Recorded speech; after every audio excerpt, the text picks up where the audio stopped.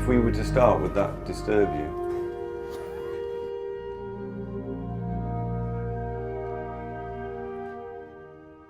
Welcome. I'm sitting here in the, I guess you say the fore section of the lower deck. I don't know, sound like I know what I mean, nautical terms.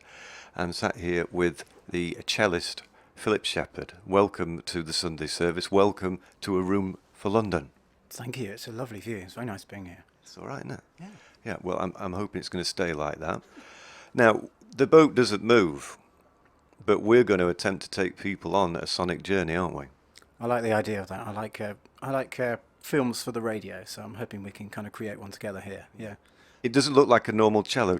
Tell me what this instrument is. It's an electric cello, but it's a cello which has sort of had the body taken away from it totally. So it's just a fingerboard, which is made of Gabon ebony, which kind of looks like a red stripe. And then the actual body of the instrument itself, which is just really just a stick, is a blue piece of flamed maple from a barn in Pennsylvania. It's got 5 strings rather than 4 for a normal cello, and it sounds very, very strange. And it seems from your very detailed description, did you actually make this or have it made to your specifications? I'm afraid I have absolutely no talent with my hands apart from a bit of music, so I didn't make it, but it was made very much to my specifications, by a maker in Seattle. And I'd said to him, basically, I want something that I can play using cello technique, but that sounds a bit like a family of viols, kind of Renaissance instruments. But he's made it in such a way that I can plug it into all sorts of nice, fun guitar pedals. So it's kind of the best of both worlds. I mean, missing out the whole classical kind of period of music. So I'm hoping to sort of do things that are early sounding, but in a very sort of modern way, using modern technology. That's kind of my dream sort of sound world anyway. So you're actually taking the cello into we're in the 21st century, but you're taking it there. Yeah, I'd like to take it there sort of via the Renaissance and via sort of steampunk aesthetic, I think. So it's quite nice being up here because I kind of feel that's what this boat feels like in a way. Well, yeah, I mean, it's based upon the boat that's in the heart of darkness, so that's kind of the right time frame. Is it my history? I gave up history in the 4th year, so am I in the right ballpark? Probably neither of us are, but that's fine because I think what we'll probably end up hopefully doing is creating something sort of gothic and sort of soundtracky, which would be great, and I think that's entirely appropriate. Right. Yeah. Okay. Well, it's quite sunny though. Is it too sunny to go gothic?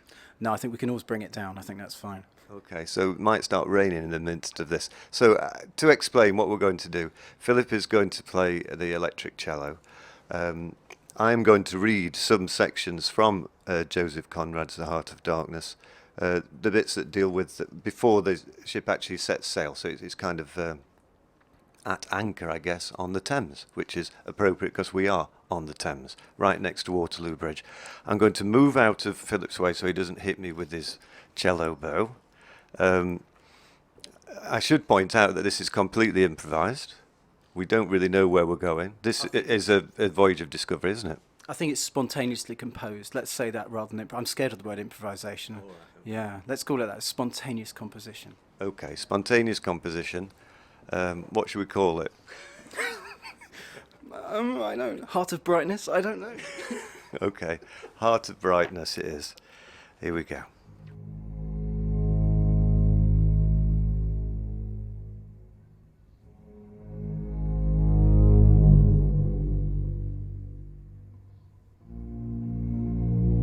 The Nelly, a cruising yawl, swung to her anchor without a flutter of the sails, and was at rest. The flood had made, the wind was nearly calm, and being bound down the river, the only thing for it was to come to and wait for the turn of the tide.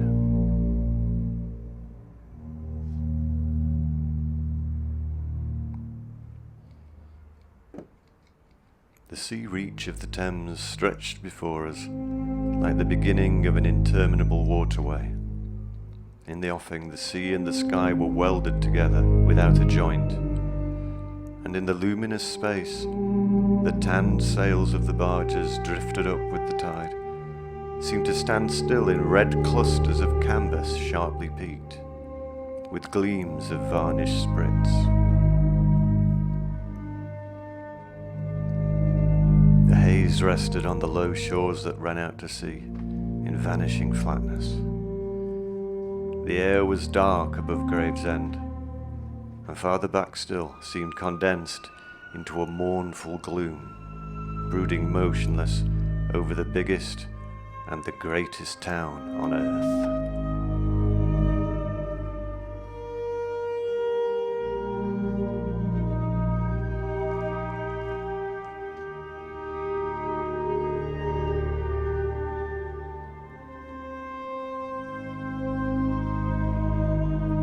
Forthwith, a change came over the waters, and the serenity became less brilliant but more profound.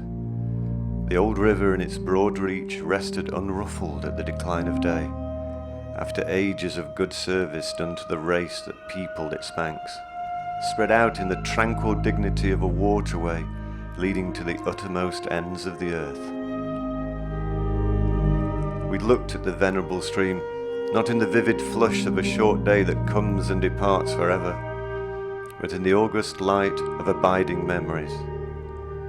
The tidal current runs to and fro in its unceasing service, crowded with memories of men and ships it had borne to the rest of home or to the battles of the sea.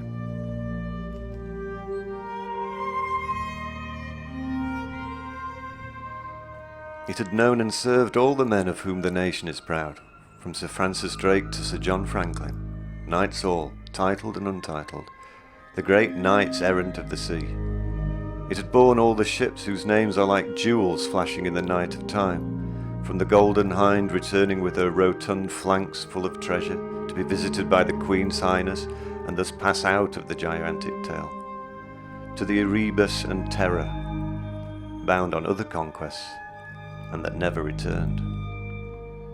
It had known the ships and the men. They had sailed from Deptford, from Greenwich, from Erith, the adventurers and the settlers, king's ships and the ships of men on change, captains, admirals, the dark interlopers of the Eastern trade, and the commissioned generals of East India fleets, hunters for gold or pursuers of fame. They had all gone out on that stream, bearing the sword and often the torch, messengers of the might within the land, bearers of a spark from the sacred fire.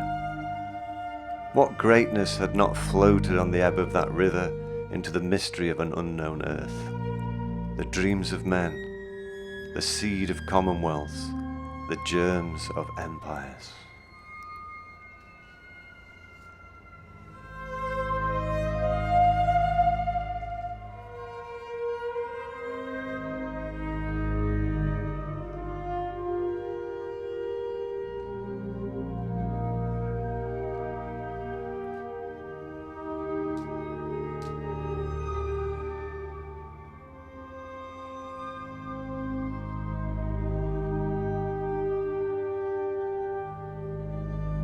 But the offing was barred by a black bank of clouds, and the tranquil waterway leading to the uttermost ends of the earth flowed sombre under an overcast sky, seemed to lead into the heart of an immense darkness.